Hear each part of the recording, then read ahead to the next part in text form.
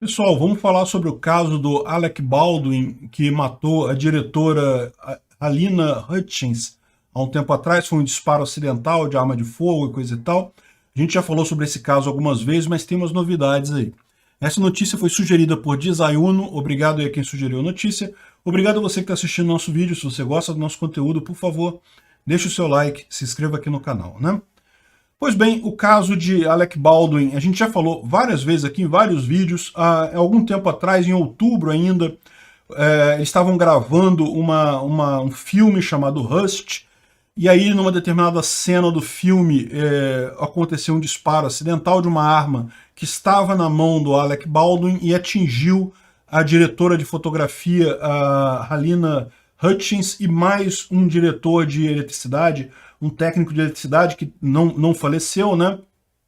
Mas ela veio a óbito e coisa e tal, e foi um escândalo muito grande, e o Alec Baldwin ficou muito revoltado. Como é que pode me entregar uma arma quente, coisa e tal? E aí tem um monte de acusações rolando por aí, enfim.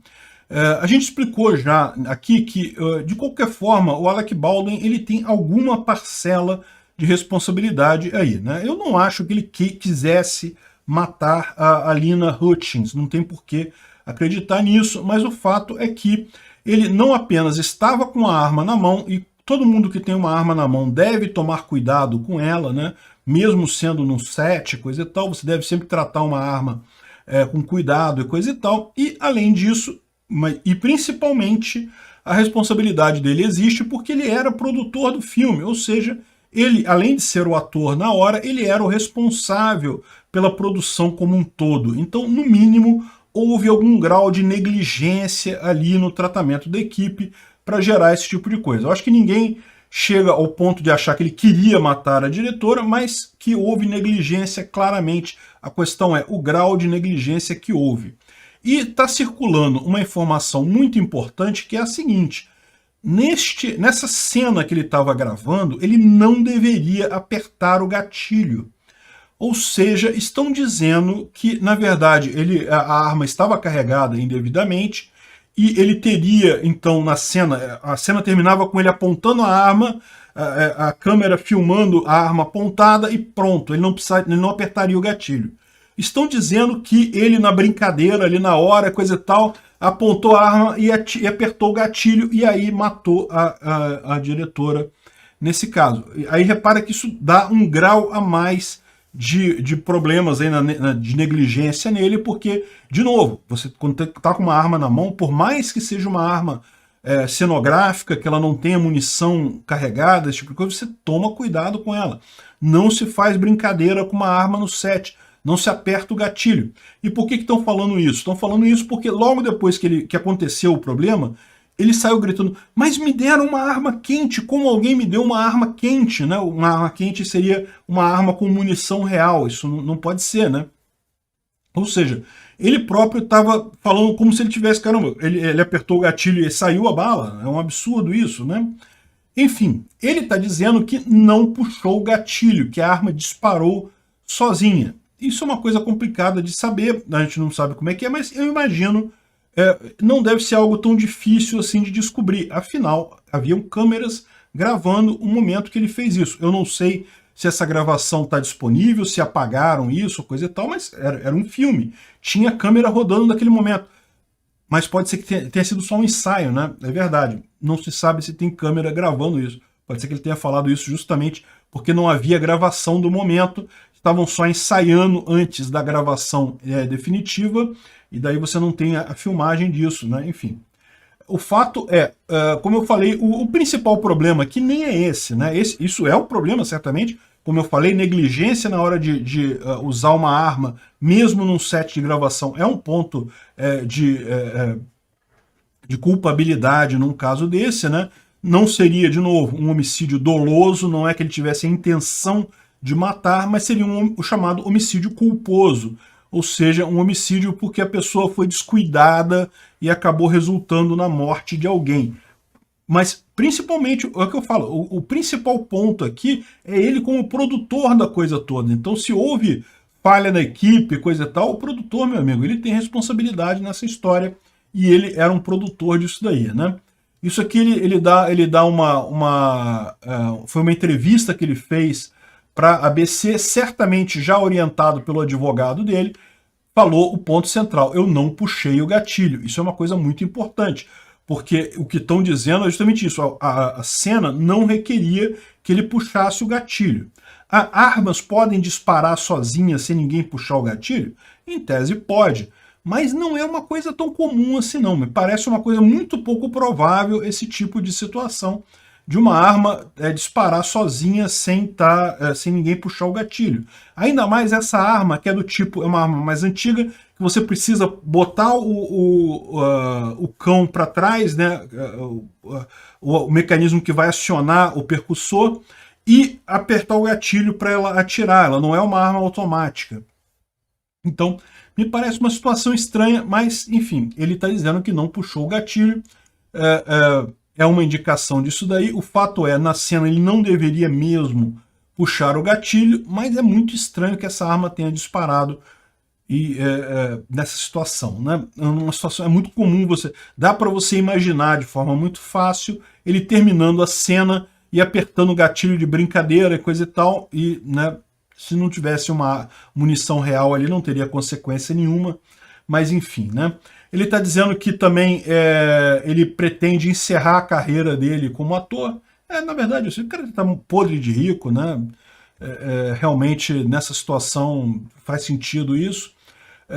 Mas aguarde, hein? Eu não sei não. Ele que tem chance dele pegar cadeia, tem chance. Porque, como eu falei, negligência aí certamente existe. Obrigado por sua audiência. Se gostou do vídeo, por favor, deixe o seu like e se inscreva no canal para aumentar a relevância dele no YouTube. Assim, mais pessoas terão acesso às ideias da liberdade. Considere clicar no sininho e pedir todas as notificações para ser avisado de novos vídeos. Se quiser contribuir sugerindo notícias, vá em nosso site ancap.su, cadastre seu usuário, clique em sugerir pauta. Basta colocar o link da notícia, escolher a melhor foto e confirmar. Se quiser contribuir com o canal financeiramente, veja as formas de apoio nos links da descrição do vídeo. Contribuindo, você pode fazer parte do Discord dos patrocinadores. Se quiser camisas com a marca do canal, veja nossa loja no site pimentanocafé.com.br/visão libertária. O link está na descrição do vídeo. Pessoal, vamos falar da troca de carinhos entre o Moro e o Bolsonaro que rolou ontem. E uma informação importante que foi divulgada na live do Bolsonaro, que talvez o pessoal não tenha prestado atenção, né? Essa notícia foi sugerida por Moro Ancap, Fala Arara Loura falará, Peter se vier a Floripa me avisa por favor, sempre que passar Rolon, o Xandão vai estar lá. Obrigado aí pro pessoal que sugeriu a notícia, obrigado a você que está assistindo o nosso vídeo. Se você gosta do nosso conteúdo, por favor, deixe o seu like e se inscreva aqui no canal, né? Pois bem, a candidatura do Moro foi lançada com muito estardalhaço aí esse mês e coisa e tal. Ele subiu nas pesquisas, não tenha dúvida. Como eu falei para vocês, era esperado, né? Foi lançada a candidatura dele, né? Novidade, coisa e tal. Um nome conhecido, não ligado à política, ou pelo menos pouco ligado à política, coisa e tal. Certamente teria algum aumento aí. Eu continuo com a minha posição, que eu acho que a candidatura dele no longo prazo não é viável, né? E ele já decidiu que vai bater em Bolsonaro. Embora o Moro tenha falado que quer entrar na disputa como sendo o anti-Lula, ele sabe que ele disputa mais ou menos o mesmo espaço que o Bolsonaro no eleitorado, então ele quer bater no Bolsonaro primeiro, depois pode ser que ele bata no Lula e coisa e tal. Mas é aquilo que eu falo para vocês, de todos os candidatos, Bolsonaro é a pessoa a ser batida nessa eleição. Ao contrário do que dizem as pesquisas, ao contrário do que a oposição quer te fazer acreditar, o fato é que Bolsonaro é o grande favorito para a eleição do ano que vem. Eles sabem disso, eles sabem que quem tem a máquina da mão tem muita chance de se reeleger e que Bolsonaro está muito melhor do que as pesquisas indicam, né?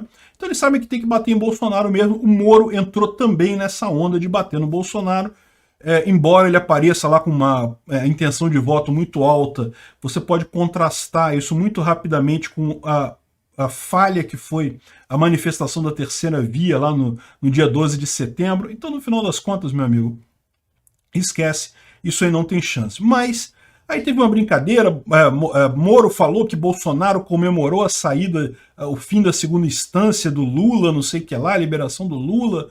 É um negócio meio assim de conversa de madrinha, né? Um dizer que o outro falou e não sei o que lá, porque não tem como saber, né?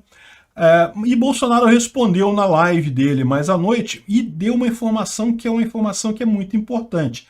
Ele falou o seguinte, ele falou que, de novo, falou que acha que Moro não tem viabilidade eleitoral, mas lembrou todo mundo na live que ele tem acesso e o Lula tem acesso às gravações completas da Vaza Jato. Vocês lembram da Vaza Jato? Aquelas mensagens vazadas lá pelo hacker de Araraquara, que uma parte ficou pública, mas tem uma parte que só ficou sabendo pela equipe, pela elite política lá de Brasília.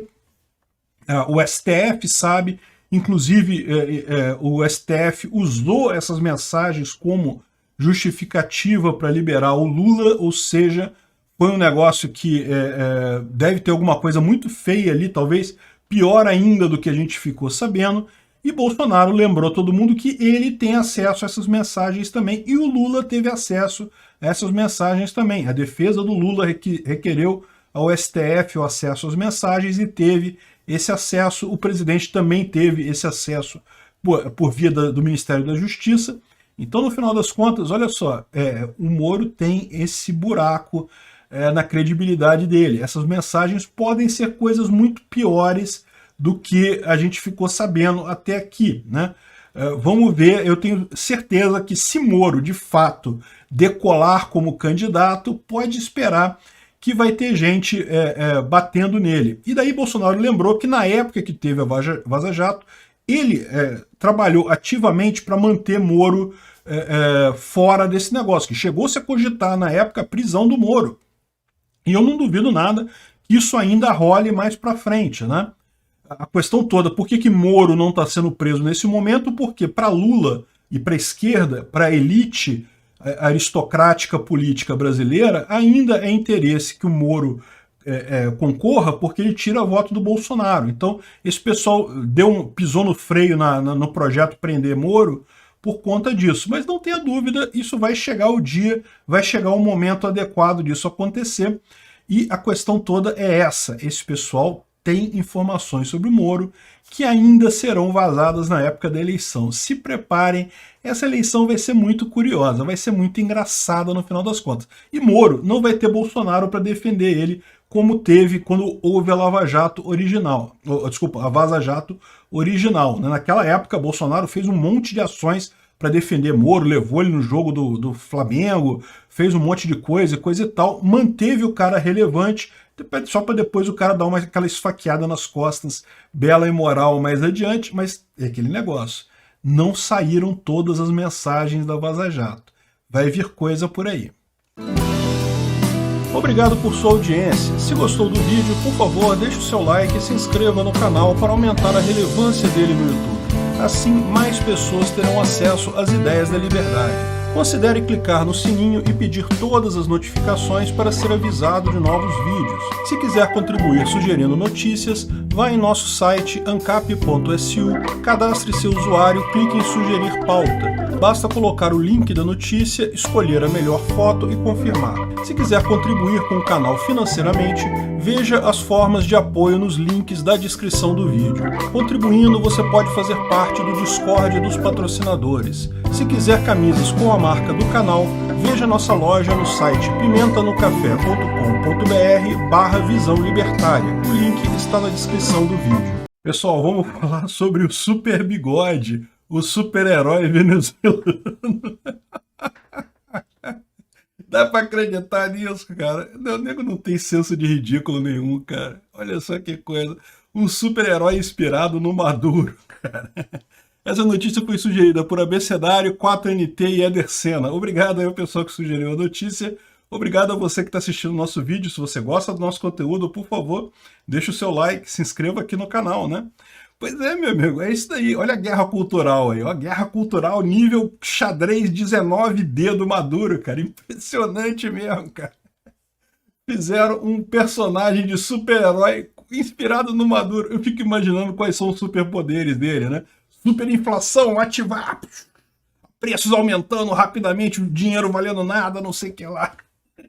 Economia destruiu a economia toda.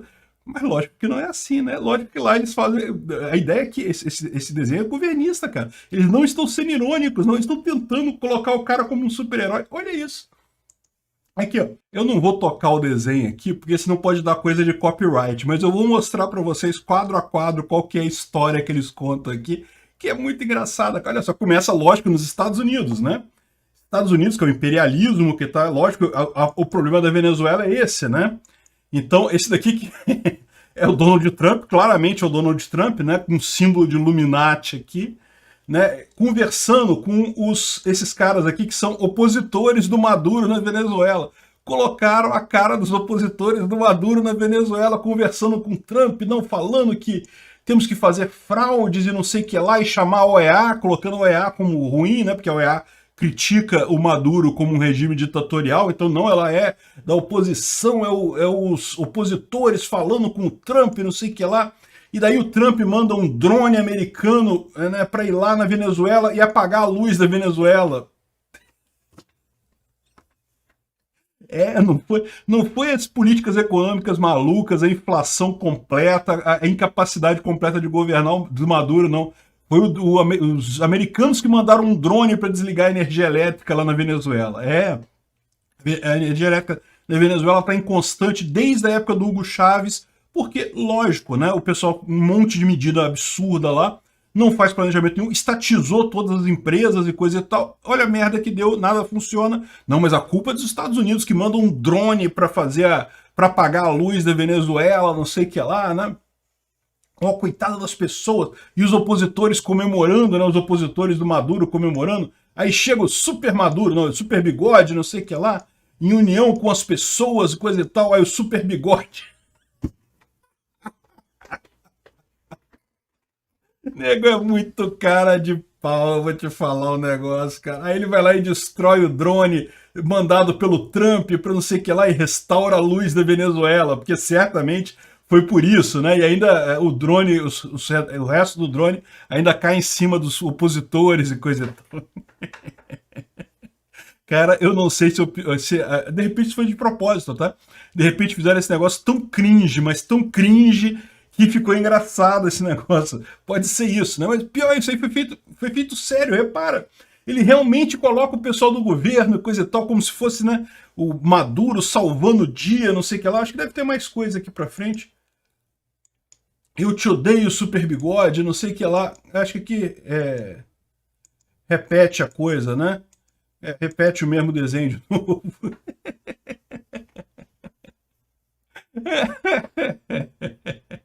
Super bigode, é isso daí, meu amigo. Muito bom, Maduro. Maduro na guerra cultural 5D aí, olha só que coisa.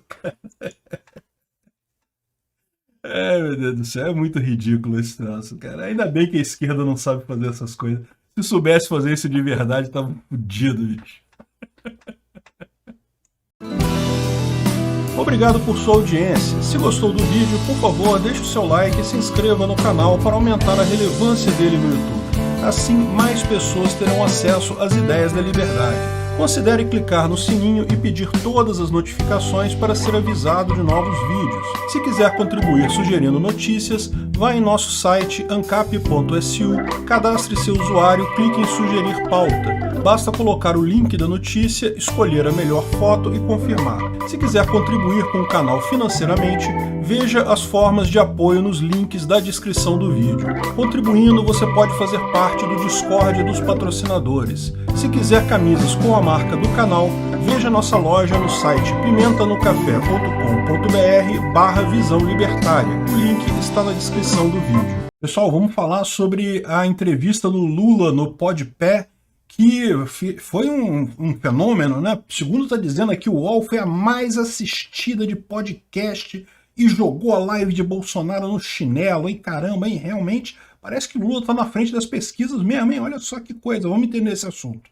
Essa notícia foi sugerida por Sower Economics, Cauê Marques, Achei o Dedo do Lula, Açúcar Azulado, Servidor Público Libertário, Eu Já Criei Tatu. Obrigado ao pessoal que sugeriu a notícia, obrigado a você que está assistindo o nosso vídeo. Se você gosta do nosso conteúdo, por favor, deixe o seu like, se inscreva aqui no canal, né? Pois é, olha só, você percebe o desespero da oposição justamente nesse negócio, né? Não, porque teve a entrevista do Lula teve 270 mil usuários simultâneos e não sei o que lá, que é festa. Amigo, o que já teve de live de Bolsonaro com mais de 300 mil por aí é fichinha, o tempo todo teve isso. A questão toda é justamente, juntou o Podpé, que é um podcast muito conhecido, com o interesse do pessoal de assistir o Lula falando. É lógico, o cara, segundo a oposição, ele está na frente das pesquisas, ele deveria estar sempre ganhando essas coisas. Repara como a mídia conta como um sucesso o fato dele ter ganhado uma vez. Não, porque tinha 270 mil usuários acompanhando a live do Lula e só tinha 50 mil acompanhando a do Bolsonaro, que foi ao mesmo tempo. Pessoal, a do Bolsonaro ele faz toda quinta-feira e tem 50 mil pessoas assistindo toda quinta-feira. O Lula conseguiu desta vez ter uma audiência grande porque foi num podcast grande. O Podpé é o segundo maior podcast do Brasil, tá? E ele tá dizendo aqui que foi a mais assistida do Podpé, tá? Porque tem entrevistas lá no Flow Podcast, que é muito maior que o Podpé, que tem muito mais visualizações simultâneas, né? Isso aí foi no Podpé, foi a mais assistida. No entanto, a mídia comemora como se fosse aí, tá vendo? A gente tá falando que o Lula tá na frente, coisa e tal. Olha como é que eles escancaram o fato de que justamente é muito estranho isso. O Lula tá na frente, mas qualquer live do Lula, e você pode ver live do Lula em um monte de lugar e com 100 pessoas assistindo, 1000 pessoas assistindo, coisa assim, é tipicamente isso. O cara não consegue levar muita gente. Ah, levou no Podpé? Levou no Podpé, porque fizeram também uma campanha muito grande. Quem viu no Twitter, tava a gente avisando há dias que ia ter essa live do Lula no Podpé, o pessoal da esquerda se programando para ver e coisa e tal. E bacana. Não estou dizendo que seja ruim, não. Eu acho que foi bom para o Lula isso, não tenha dúvida. O Podpé é um grande podcast, chamou o Lula lá, teve grande visualização, excelente. Lula não falou nenhuma grande besteira, falou as besteiras de sempre, mas não falou nenhuma grande besteira, deve ter sido muito bem avisado pelo pessoal para não falar do Daniel Ortega, do Maduro, desse pessoal. No final das contas, ficou uma boa entrevista para o Lula. Agora, é muito engraçado como a esquerda não, porque flopou a transição do Bolsonaro, tinha 300 mil, não, tinha 270 mil, e 50 mil visualizações da do Bolsonaro, que ele faz toda quinta-feira. Essa aqui foi a primeira aparição do Lula relevante nas redes sociais. Bolsonaro faz live toda quinta-feira. Então tem essa diferença, né? O pessoal, não, que não sei o que lá, agora pronto, agora Bolsonaro perdeu a eleição e coisa e tal.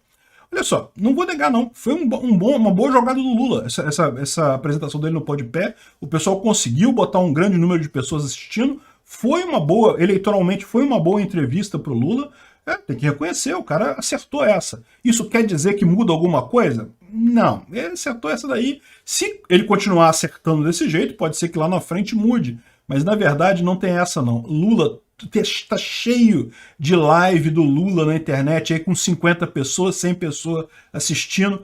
Como é que pode um cara que está na frente da pesquisa fazer uma live e não ter 100 pessoas assistindo a live dele ao vivo ali na hora? É absurdo isso. É claro que você tem coisa errada nessa história aí, e a gente sabe qual é a coisa errada. A imprensa tradicional não consegue gerar hype suficiente para nego ver o Lula. Ninguém quer ver o Lula, na verdade. Tirando os 30% dos brasileiros, que é o pessoal esquerdista, que não tem conserto mesmo, o resto da população não quer Lula nem pintado de ouro, meu amigo. Fica tranquilo, como eu disse, ganhou, é verdade. Foi no meio na hora da transmissão do Bolsonaro, a transmissão do Bolsonaro estava mais interessante. O que ele falou com o Moro lá, da briga dele com o Moro, estava mais interessante. Mas, de qualquer forma, foi uma boa jogada do Lula. Quer dizer alguma coisa, como o pessoal está dizendo aqui, comemorando? Só mostra o quanto que eles estão desesperados, o quanto o Lula está atrás para eles comemorarem desse jeito uma única live que teve sucesso. Foi mesmo um sucesso. Parabéns à equipe lá, conseguiram, mas, sinceramente, é muito pouco para essa comemoração toda. Obrigado por sua audiência. Se gostou do vídeo, por favor, deixe o seu like e se inscreva no canal para aumentar a relevância dele no YouTube. Assim, mais pessoas terão acesso às ideias da liberdade. Considere clicar no sininho e pedir todas as notificações para ser avisado de novos vídeos. Se quiser contribuir sugerindo notícias, vá em nosso site ancap.su, cadastre seu usuário, clique em sugerir pauta. Basta colocar o link da notícia, escolher a melhor foto e confirmar. Se quiser contribuir com o canal financeiramente, veja as formas de apoio nos links da descrição do vídeo. Contribuindo, você pode fazer parte do Discord dos patrocinadores. Se quiser camisas com a marca do canal, veja nossa loja no site pimentanocafé.com.br/visão libertária. O link está na descrição do vídeo. Pessoal, vamos falar sobre a PEC dos precatórios, que foi aprovada ontem no Senado, hein? Importante vitória do governo. Vamos entender as implicações disso. Essa notícia foi sugerida por Ritterhouse, matador de comunista, Desayuno, Adriano Fuleiragens Limitada, o imperador ancapistanês, Pois bem, Mário Baconzinho, Açúcar Azulado, Comedor de Casadas do Ancapistão, Atropelo Comunistas com minha variante. Obrigado ao pessoal que sugeriu a notícia. Obrigado a você que está assistindo o nosso vídeo. Se você gosta do nosso conteúdo, por favor, deixe o seu like, se inscreva aqui no canal, né? Pois bem, a PEC dos precatórios, a gente já explicou ela aqui, já falamos sobre ela. É aquela PEC em que, na verdade, é uma resposta do governo a uma manobra da oposição, principalmente de tribunais de justiça lá dos estados do Nordeste, que aumentaram o número de precatórios absurdamente ano que vem, justamente com o intuito de deixar o governo federal sem dinheiro em ano de eleição. E daí o governo fez essa manobra para aprovar essa PEC dos precatórios, que parcela esses precatórios em alguns anos, né? Dá um trabalho danado, mas é a solução que foi. Não é o ideal do ponto de vista libertário. Certamente o ideal é pagar os precatórios. Para quem não sabe o que é precatório, quando você entra numa disputa com o governo, por exemplo, isso acontece às vezes, alguém do governo bateu com um carro no seu carro. Então a culpa é do funcionário do governo, do funcionário do Estado. Meu amigo, o que acontece? Tem que entrar com ação contra o Estado para receber esse dinheiro, e quando você ganhar esse negócio, dependendo do prejuízo, você pode receber como precatório esse negócio. O precatório é um papelzinho dizendo assim, ó, devo, não nego, pago quando puder, e o governo em algum momento vai pagar aquilo para você, mas olha, demora, viu? Tem gente que já está na segunda, terceira geração esperando pagamento de precatório por aí, né? Batida de carro, essas coisas menores assim, tipicamente cai num valor, num limite que tem, então é pago mais rapidamente. Mas tipicamente precatório é a coisa mais alta, quando tem um acidente grande, quando o governo sacaneia uma empresa, enfim, uma coisa assim maior, de valor maior, mas está cheio disso daí. Vocês sabem, o governo faz muita besteira, causa muito prejuízo. Aliás, o governo só causa prejuízo na sociedade, tudo que ele faz é isso.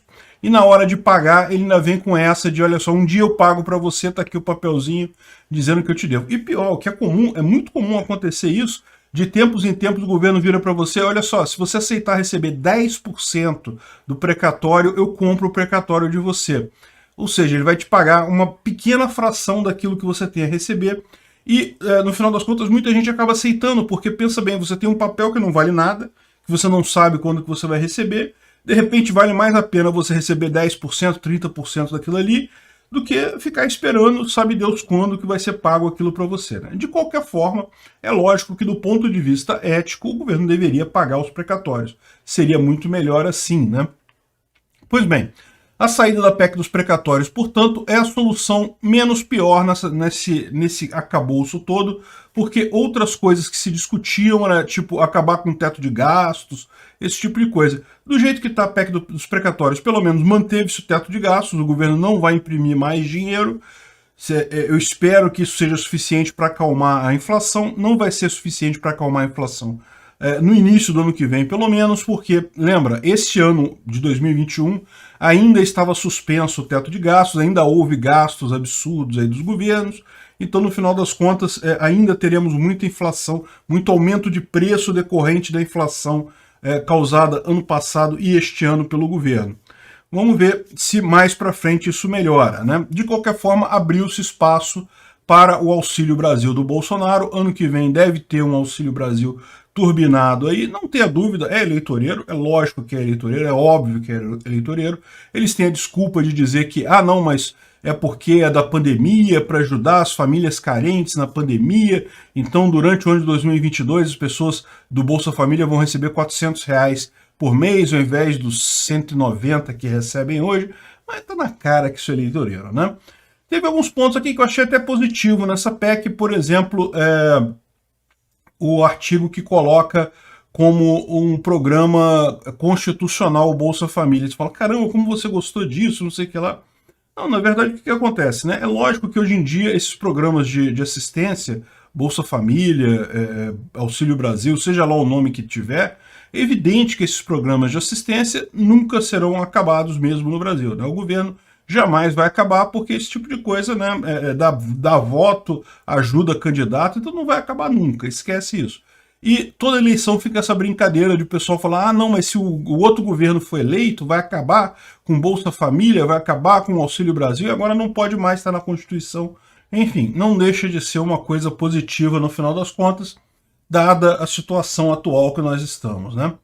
Pois bem, a questão toda é a seguinte, a PEC dos precatórios foi aprovada no Senado em 2 turnos já votou o primeiro turno, em seguida votou o segundo turno, então já está aprovada. Como eu falei, foi uma grande vitória do governo, tinha muita gente na oposição que não queria aprovação, mas como eu expliquei para vocês, o que aconteceu nesse caso, colocaram estados e municípios a favor, e isso foi a chave para destravar o Senado. Chegou lá no Senado, era tanto prefeito e governador fazendo força, porque também os estados têm precatórios para pagar, também os municípios têm precatórios para pagar, então todo mundo achou um alívio excelente essa PEC, então pressionaram os senadores, e mesmo, para você ter uma ideia, o PT votou a favor dessa PEC, ou seja, um monte de gente votou a favor, justamente porque resolve um problema de estados, municípios e coisa e tal. Resolve de qual forma? Deixando de pagar o que deve, né? Meu amigo, é isso daí, bem-vindo ao governo. Enfim, o que acontece, porém? Houveram algumas alterações. Foram alterações pequenas, tá?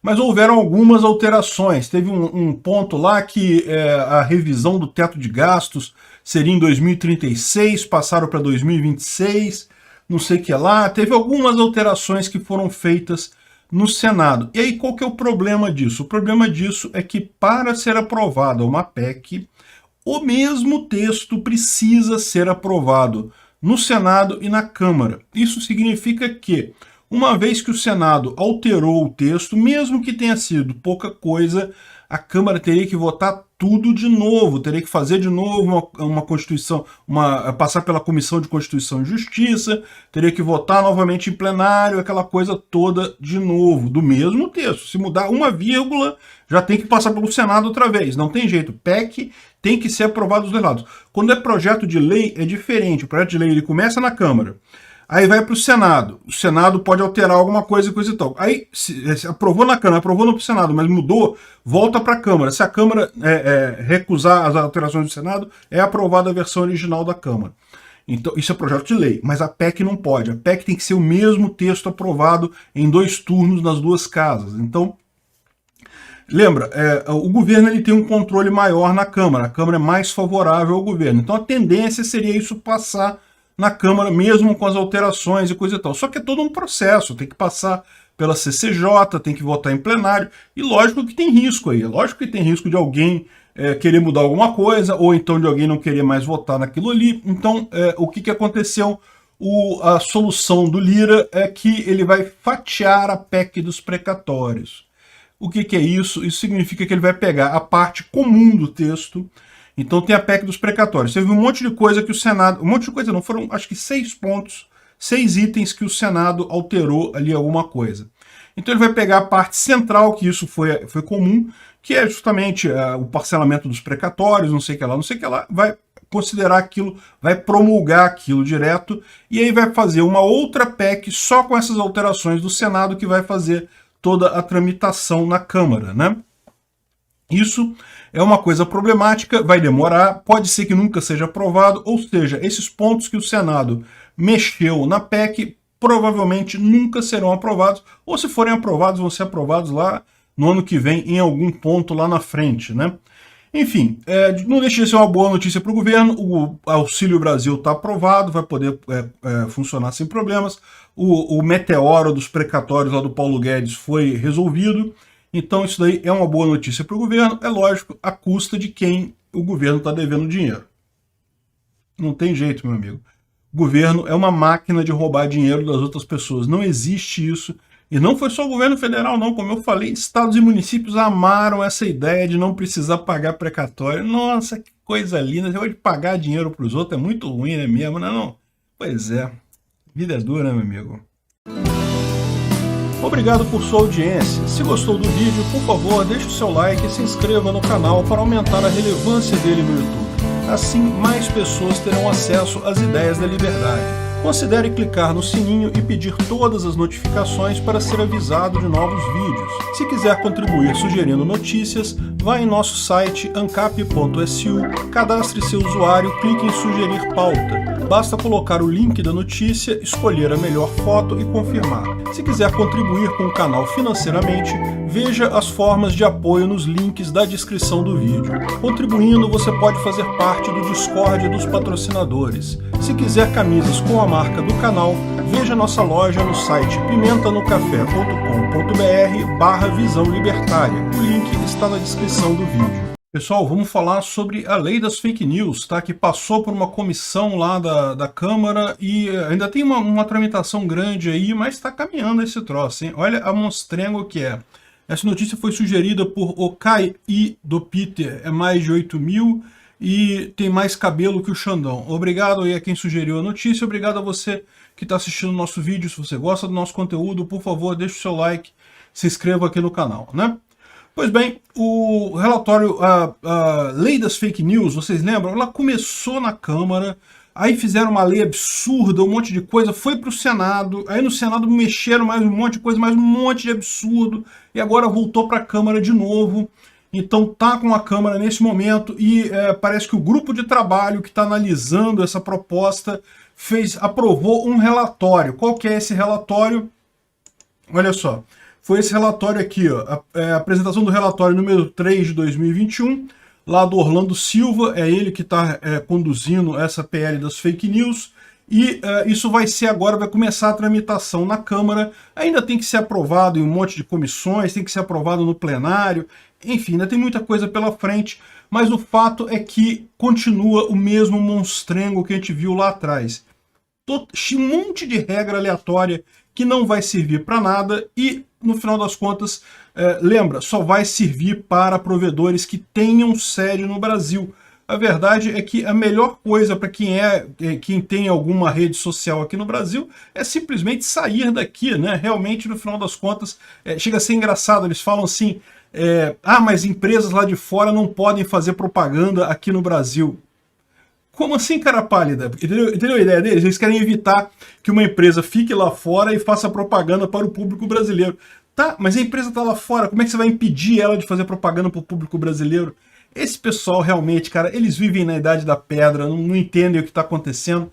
Mas enfim, eu já falei sobre essa lei várias vezes, eu já detalhei os pontos que tem aqui, os pontos ruins que tem aqui. Então primeiro ela começa aqui com um monte de coisa, um monte de definição e coisa e tal. A coisa mais bonitinha essa lei institui a Lei Brasileira de Liberdade, Responsabilidade e Transparência na Internet. Olha que lindo, né? Quem seria contra liberdade, responsabilidade e transparência na internet, não é mesmo? Não, essa lei chama-se Lei da Censura. Essa lei visa implantar a censura na internet para agradar político e desagradar a população de forma geral. Esse é o nome correto dessa lei, tá? Mas enfim, o que eles estão dizendo aqui, né? Aliás, esse tipo de político usando esses termos assim é muito engraçado, né? Você vê os países mais ditatoriais, assim, República Democrática Popular da Coreia do Norte, não sei o que lá. Aí você vê que realmente não tem nada de democrático, não tem nada de popular, o povo é oprimido, é ditadura. É o mesmo caso dessa lei aqui, né? Lei da Liberdade, Responsabilidade e Transparência. Porra nenhuma! É lei de censura, eles querem censurar porque eles não gostam quando você fala verdade. O problema deles não é com notícia falsa, não. Notícia falsa eles estão acostumados. A mídia tradicional sempre fez fake news em toda a história dela. O problema dos políticos, o problema deles é com as verdades, é com as notícias verdadeiras. É essa que eles não gostam. Mas enfim, né? Aí vem aqui, tem um monte de definição, coisa e tal. E aí eles falam que é proibido conta automatizada com o objetivo de proteger a liberdade de expressão. Vedar o funcionamento de conta... Com o objetivo de proteger a liberdade, a gente vai proibir um monte de coisa. Você vai ser limitado pra caramba, um monte de coisa que você não pode fazer, né? Não sei o que lá, não pode ser identificado, identificar os conteúdos impulsionados de publicitários, não sei o que lá, não pode ter, compartilhar mensagem, enfim, um monte de coisa aqui que é proibida porque, né, eles querem preservar a liberdade, olha que coisa. Um caralho, eles querem preservar o próprio status quo. Eles, como políticos da elite socialista brasileira, querem preservar o próprio rabo, é isso, e fudendo você, usuário das redes sociais, né? Aí aqui, a outra coisa que eu falo que para qualquer entidade de rede social agora, Google, Facebook, Twitter, coisa e tal, o melhor é sair do Brasil mesmo, abrir escritório no Brasil é uma roubada, porque exige um monte de coisa, de relatório, não sei o que lá, não sei o que lá, não sei o que lá, e no final das contas, se não cumprir, você pode ser penalizado pela justiça brasileira. Caramba, meu amigo, pelo amor de Deus, fecha o escritório do YouTube aqui no Brasil, fica lá fora só, pronto, não precisa obedecer esse troço, e ainda consegue atingir o público todo aqui no Brasil do mesmo jeito, né? Não tem como eles proibirem esse troço, a internet no Brasil é toda descentralizada, não tem um firewall brasileiro para evitar acesso, né? Enfim, inventa um monte de coisa que aí tem serviços de mensageria instantânea, limita um monte de coisa de mandar mensagem, não pode mandar mensagem, não pode compartilhar meme, não pode compartilhar no grupo. Olha que absurdo, cara. Felizmente o Telegram tá aí pra gente fazer essas coisas todas e se cagar totalmente pra essa lei aqui, foda-se essa lei. Aliás, eu acho que o WhatsApp, a melhor coisa que faria seria sair do Brasil também, porque aí ficaria mais tranquilo da gente operar aqui, usar o WhatsApp aqui. E tem um negócio aqui importante que é que eles mudaram agora, que é justamente... Bom, essa coisa aqui, ó, esse item 15 que eu já falei para vocês, não é de todo ruim, né? De exigir que as empresas, para retirar qualquer conteúdo do usuário, elas tenham que justificar com o devido processo legal. A fundamentação deve ter necessariamente apontar a cláusula aplicada, suas regras e a base legal para aplicação da cláusula. Isso daqui é uma coisa bacana, mas no final das contas pode ter certeza, só vai ferrar a gente no final das contas. O ideal é livre mercado sempre, o livre mercado resolve. A ação do governo não resolve porcaria nenhuma, pode resolver temporariamente para algumas coisas, mas enfim. Bom, tem aqui a parte sobre a ação do poder público, coisa e tal, que aqui, ó, olha só. Isso aqui foi que eles incluíram que não estava no projeto do Senado. A imunidade parlamentar material estende-se às plataformas mantidas pelos provedores de aplicação de redes sociais. Isso quer dizer que um deputado eleito, qualquer deputado, vereador, senador, qualquer candidato eleito para cargo de assembleia, né, para cargo majoritário, ele não vai poder ser censurado por essas plataformas. Então ele pode escrever qualquer coisa e aquilo não pode ser censurado pelas plataformas, né? Isso aqui eu acho um absurdo, é uma agressão ao direito de propriedade da própria plataforma. Como eu disse, eu sou a favor da liberdade de expressão absoluta. Todo mundo deve poder dizer qualquer coisa, mas você não pode obrigar pessoas a repetir o que você quer falar. Eu acho perfeitamente justo o YouTube ter limites e coisa e tal, e você está restringido por eles. Você pode falar aquilo que está na regra. Se não está na regra, você não pode falar. O que eu sou contrário é justamente essas regras gerais, genéricas, que todos precisam obter, porque elas distorcem o mercado. Num livre mercado, uma empresa seria mais restritiva, outra tenderia mais para o outro lado, seria mais aberta, haveriam sites de direita, sites de esquerda, e pronto, resolve-se o problema. A tendência da população na internet é essa mesmo, cada um na sua bolha. Com regras estatais, porém, isso fica prejudicado, né? Aí tem mais algumas coisas aqui, tem as punições e coisa e tal, a punição para proibição para o exercício de atividades, coisa e tal, que vai poder proibir um aplicativo no Brasil se ele não atender essas regras aqui, o que, como a gente sabe, é impossível deles fazerem, né? Aí fala aqui do gestor da internet, coisa e tal, e beleza. E a lei ainda entra em vigor antes da eleição do ano que vem. Eu acho que essa lei vai acabar aprovada, tá? Como eu falei para vocês, os políticos querem muito calar a sociedade em geral. Eles estão com muita vontade de censurar a população de forma geral, vão dar um jeito de aprovar isso antes da eleição do ano que vem, porque isso afeta a todos eles. No final das contas é aquele negócio, meu amigo. Político, não existe esse negócio de representante do povo. Não, eles representam só eles mesmos. Eles têm o interesse deles, é isso que eles estão votando lá. Você que votou neles, esquece. Democracia é uma piada, esse troço não funciona nunca. Olha só, eles estão votando a favor deles, não a favor de você.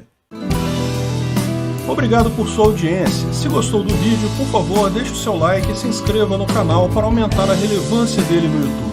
Assim, mais pessoas terão acesso às ideias da liberdade.